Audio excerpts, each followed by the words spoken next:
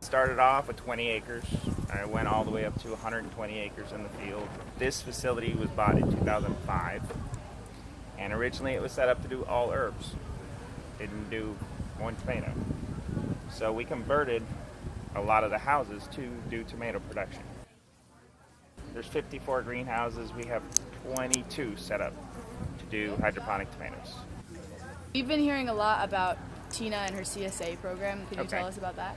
The CSA is a way for somebody to get local, fresh product, and they know where it's coming from.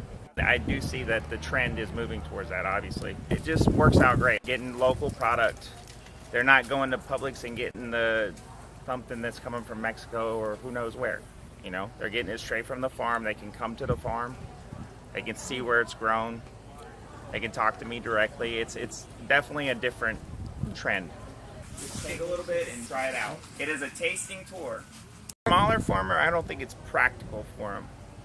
But what I do think is that the CSAs, if the growers start collaborating together, that might be something that's more practical.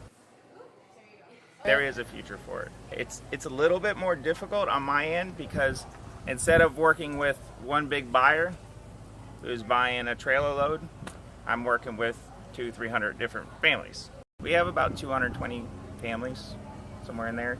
We need probably around 500. But Mexico comes in with 25-pound box of tomatoes for $4 and $5, and it costs me $7 to grow it, and then another $3 to put it in the box. I mean, I just can't compete with that. Right now, what it does is it supplements the other side of the farm, and they both work together. And at the end, we might have something, we might not. Depends on what the markets do on the other side. But it is definitely worth it.